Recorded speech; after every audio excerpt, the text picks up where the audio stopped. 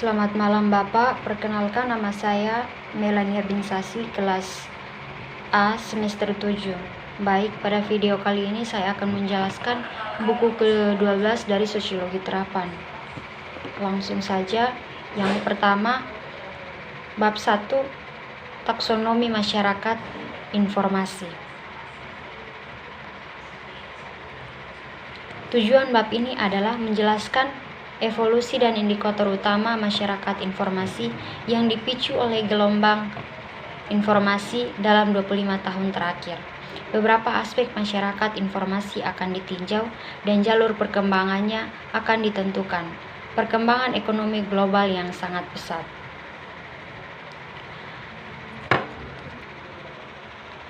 Yang pertama, pasukan dari perubahan. Masyarakat informasi adalah konsep yang dikabur, dianggap sebagai jawaban atas masalah yang diciptakan oleh modus operandi pasca industri. Dalam pertumbuhan ekonomi modern berkat kemajuan teknologi informasi komunikasi. Pada awal abad ke-21, kebutuhan akan penanganan dan pemrosesan informasi di masyarakat dunia dibentuk oleh tren berikut. Yang pertama, politik di dalam pasca dingin perang. Sebuah baru utama di dunia dapat menyebabkan ke dalam formasi dari 1000 negara dan sebuah sangat desentralisasi internasional masyarakat.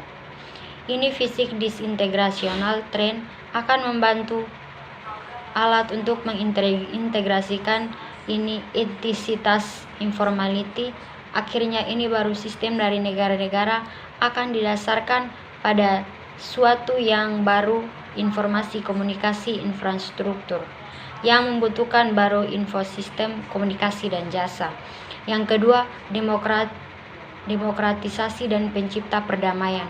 Masyarakat akan ingin untuk lebih baik diinformasikan karena itu dapat membutuhkan lebih banyak komunikasi berdasarkan pada bebas bicara dan solusi seperti internet. Yang ketiga, globalisasi informasi.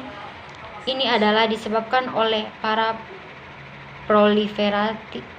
proliferasi dari ICT dan merupakan sebuah kekuatan pendorong utama di dalam transnasionalisasi dari dunia ekonomi. Estaborgs pada tahun 1988 memprediksi bahwa kapitalisme diprogram dalam sebuah komputer dimediasi masyarakat akan mengintegrasikan sebuah nasional pasar dan memuat satu internasional pasar. Yang keempat, mengglobal ekonomi. Sebuah jaringan dari 50 perusahaan global sekarang memerintah dengan dunia karena mereka menerapkan dalam dunia informasi infrastruktur. ICT adalah di dalam inti dari yang saat ini proses dari ekonomi globalisasi. Yang kelima, pertumbuhan penduduk dan ancaman kesehatan. Di tahun 2025 akan ada menjadi sekitar 9 miliar orang yang akan menghasilkan pada setidaknya dua kali sebagai banyak transaksi yang dapat diproses hari ini. Ini berarti lebih keputusan untuk para ICT kapasitas. Yang keenam, ancaman lingkungan global. Jika ancaman ini yang dianggap serius, maka ada sebuah kebutuhan untuk manajemen planet dan teknologi. Ini manajemen baru dan ekologi akan memerlukan lebih banyak memantau info komunikasi, sistem, dan layanan. Yang ketujuh, sebuah baru jalan untuk pembangunan. Sejak itu kesenjangan antara kaya dan miskin negara terus untuk melebar. Sebuah dunia yang berfokus pada informasi orang-orang yang sedang dibuat. Ini usaha yang membutuhkan baru konsep dari keamanan manusia, baru model ini dan pembangunan manusia yang berkelanjutan, baru kemitraan antara negara dan pasar, baru pola dari nasional dan global dan governments, dan baru kontak bentuk dari internasional perusahaan. Ketika masyarakat, khususnya masyarakat informasi, menjadi lebih saling berhubungan, kita menghadapi hilangnya batasan, mempertanyakan perbedaan konseptual dasar yang kita gunakan untuk memahami dunia. Ketika masyarakat menjadi lebih kompleks dan menerima lebih banyak variasi dan konfigurasi, kapasitas sistem regulasi pemerintahan yang ada menjadi kewalahan. Sekelompok 14 pegawai negeri Kanada menawarkan fokus baru berikut tentang bagaimana mengatur dalam masyarakat informasi berbasis cara dari pengorganisasian untuk menyertakan lebih pemain untuk berinovasi dan belajar, menempa konsensus. Yang ketiga, strategis penggunaan dari informasi untuk memberikan kepemimpinan di jalan melanjutkan proses dan pembelajaran. Misalnya, tujuan masyarakat informasi Jepang adalah informasi Homo sapiens dan Homo intelligentsia dalam semangat globalisme.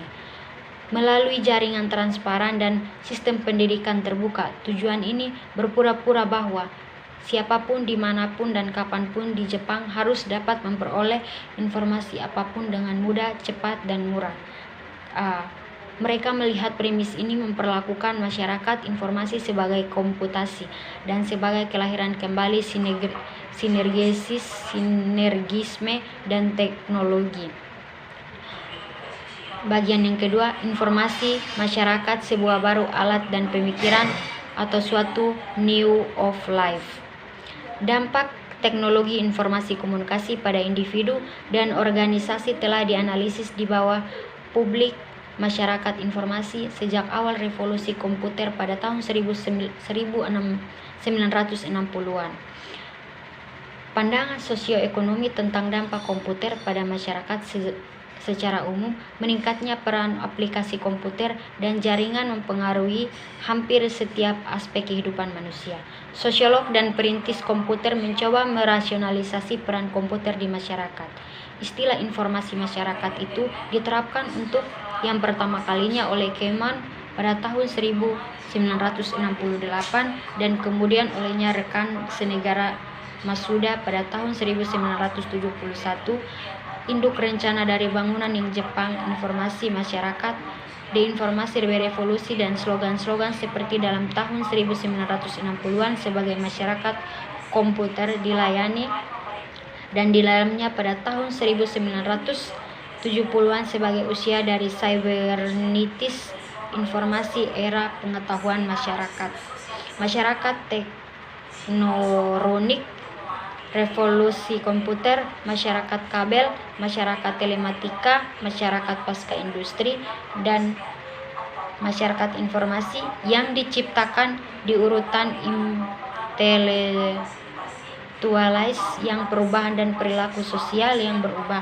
Kapitalisme dengan model dan bahan-bahan ke sebuah baru politik dan tatanan sosial berdasarkan pada informasi.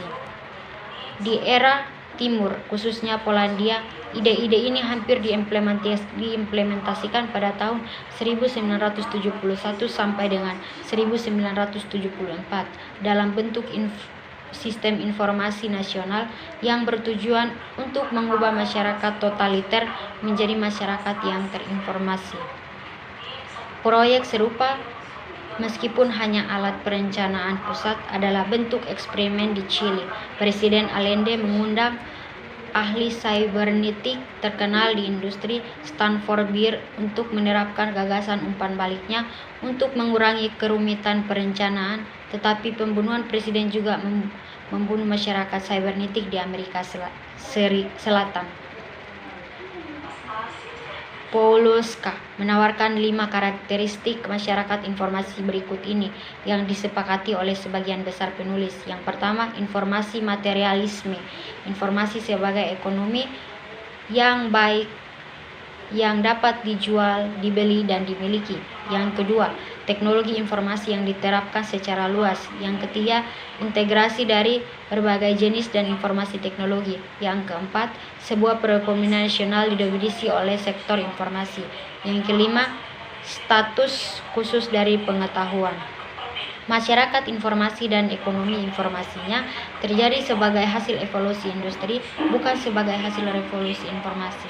Meskipun merupakan masyarakat kapitalistik yang sama dengan nilai-nilai yang sama, fokus pada informasi, meningkatkan kognisi manusia, dan mungkin membawa perubahan dalam nilai-nilai kemasyarakatan. Masyarakat informasi memasyarakatkan bahwa proses kognisi manusia tidak lagi terbatas pada reduksionisme, mekanisme, dan analisis. Baik, sekian dan terima kasih.